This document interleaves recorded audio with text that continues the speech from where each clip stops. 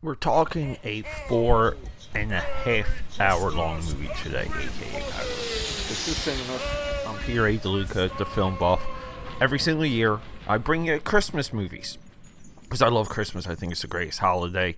Even if you don't like Christmas, maybe you like movies. Maybe this episode is great for you.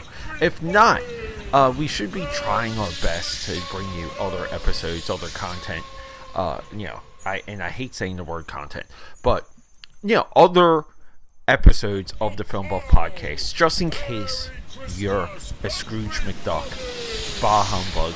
In case you're Ebenezer Scrooge and you hate Christmas, we're trying to bring you a couple things along the way that you can enjoy. So, with all of that, it's Jesus time. The greatest story ever told. 1965. This is not The King of Kings from 1961. These two movies now are often confused and conflated. This is the greatest movie ever made of the greatest story ever told. Let's get into it. Merry Christmas, everybody! Merry Christmas!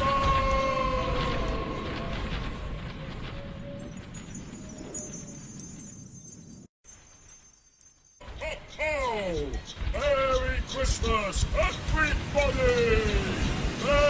Yeah, so it's over 4 hours long. Here's the wild thing: when you tell people nowadays, and this shows you how much we've fallen. You tell people nowadays, sit down with me, because I do this with my fiance. I do it with the woman of my life. But I'm like, honey, baby doll, Chicky Poo, we have to sit down tonight, and we have to watch this movie. She's like, okay, because look, this girl was really anti-movie, anti-television, just anti-sitting in front of the boob tube, which I am as well. This is why I don't like binge watching, but I prefer to watch a movie and I'm done with the movie.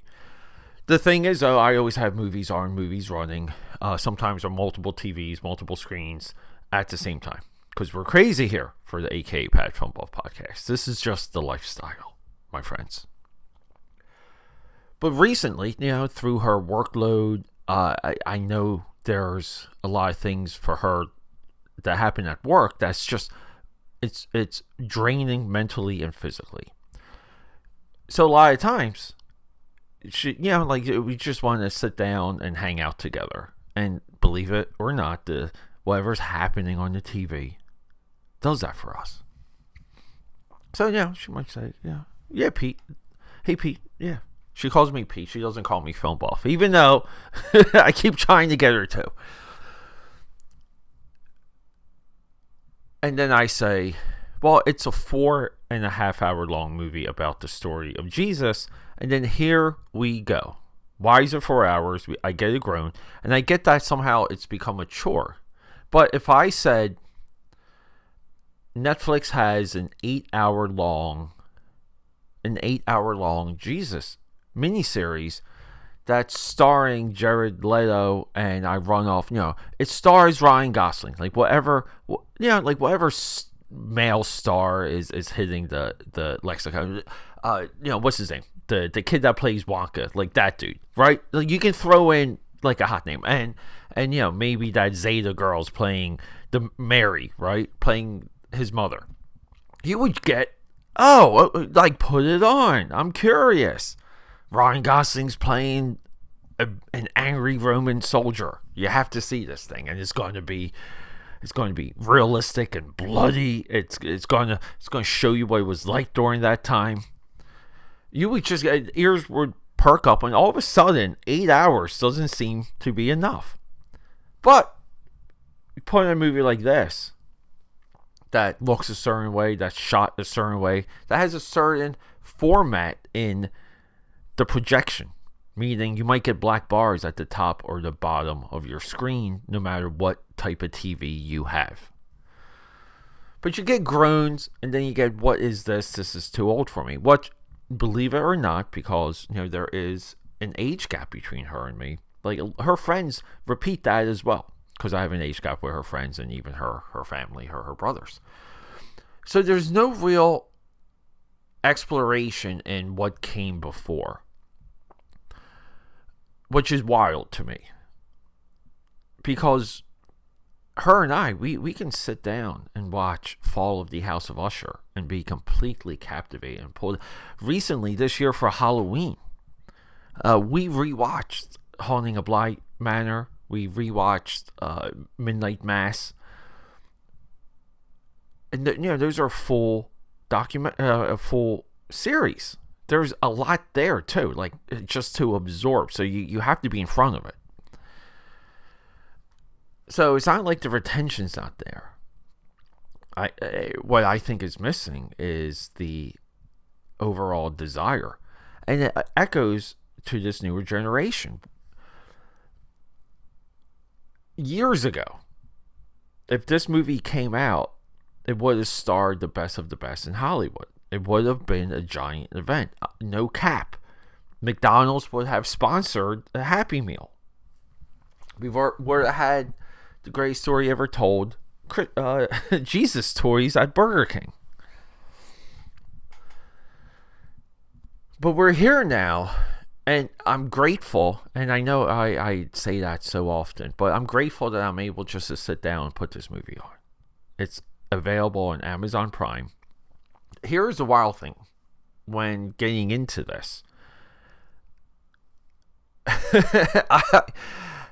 I thought I knew what this movie, like the breakdown of this movie, and this movie goes in chronological order, but I remember so much of what, like, technically, Wikipedia and they classify as part 2, which is the beginning of the attack, the beginning of the persecution of Jesus.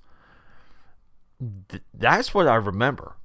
I don't remember too much of part 1, which is, we can say, is the origin of Jesus. But watching this, the rebellion, the journey, the cinematography, we are pulled into this movie. The concept that we're shooting practical, everything is in front of the camera. We're digging trenches for tracking shots and rails for the camera rig. We're doing all of these things. And it just is broken down. The performance of Max von Sydow, who we know from Dune 1984. We know him from Stallone's Judge Dredd. It's one of the great movie performances of all time. He is the greatest film. Jesus. Sorry, Jim Caviezel. Sorry, William Dafoe. But this movie has, and we have not brought this up a lot this year on this podcast, but this movie has pure intent to educate. The best movies are education experiences. So what about that runtime? I wish there was a longer cut of this movie. I just spent time with how to. I just spent time with Once Upon a Time in America. Multiple versions of that movie were cut. Parts of it had to get restored. Recently with Heaven's Gate, something so similar, just as of a film going experience. And I would say most recently, in recent years, we've seen that with Apocalypse Now, where potentially what's called the Redux version is the final version. But those are all long movies. They're still not as long as this. Heck, I believe there's a rumored 6-hour version of Dune, people say, floating around. The new Dune, by the way. But hey, the original Dune too. 84. Multiple cuts, multiple lengths. Heaven's Gate, I take that. Heaven's Gate might be 6 hours. Take that back. But we get something here that's the best of Hollywood. We even get Charlton Heston, that later stars in Ben-Hur and Ten Commandments. Charlton Heston is the biblical actor. 3 Apocalypse movies: Omega Man, Planet of the Apes, Soylent Green. his career is incredible. But we have Alfred Newman here as the score. This is one of the great scores of all time. Wikipedia is telling me the budget for this movie was $20 million, box office was $15.5. If we get into The King of Kings 1961, that was made for roughly $9 million, box office $13 million. Here's the wild thing. We even had Martin Scorsese do his take with Last Temptation of Christ, which is fantastic too, by the way. Just as a movie, I know it's upsetting to some people. It wasn't until Mel Gibson made The Passion of the Christ where we saw Jesus become a blockbuster. Isn't that wild? But I feel films like this, that we're obligated to make films like this. I feel like when it comes between the spectrum of society, religion, civilization, we have to make movies like this. Yes, it's a biblical movie, but Hollywood and the mighty minds can, and you give some credit to Netflix, because Netflix seems to be going around the world with their epic content. They just released the Mary series. I know they did the Moses one earlier. But I would like to see Netflix too even explore different religions, different sects, different ideas, different positions. I would really like to see that. I would still, I say this, and I know people think I'm crazy. I would like to see a realistic, long-form series on L. Ron Hubbard and the creation of Scientology that really starts with him as a Boy Scout.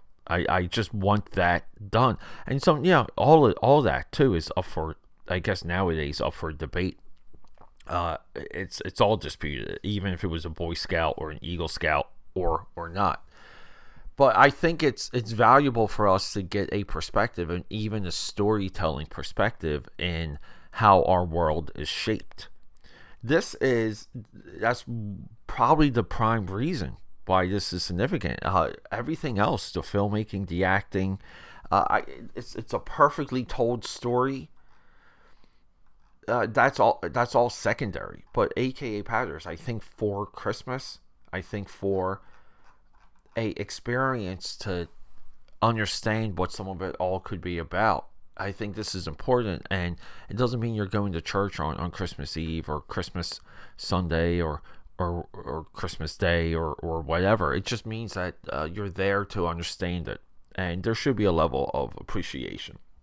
1000%.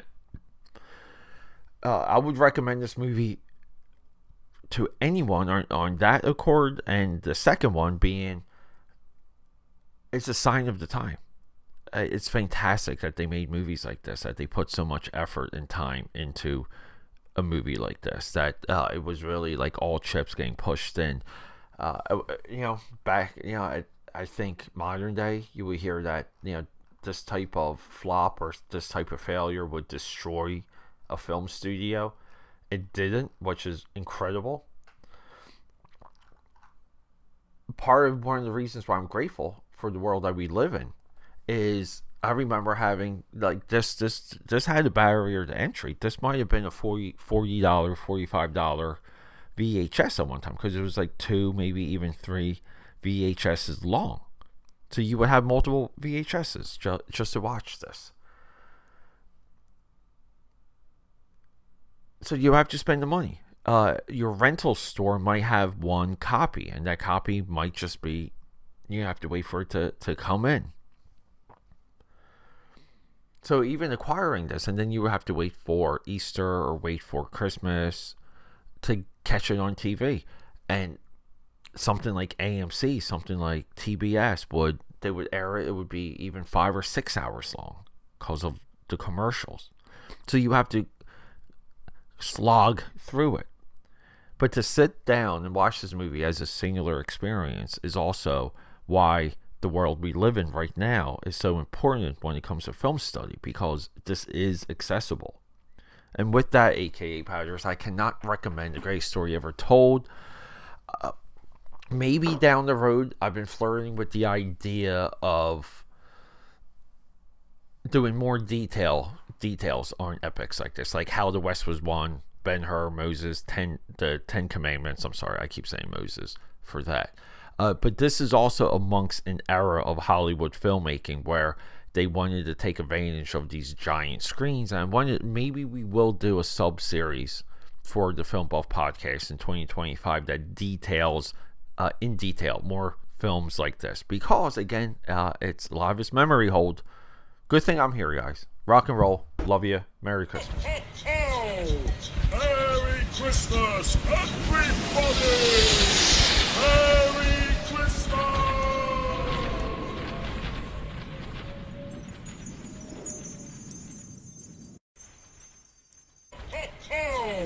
Merry Christmas, everybody! Merry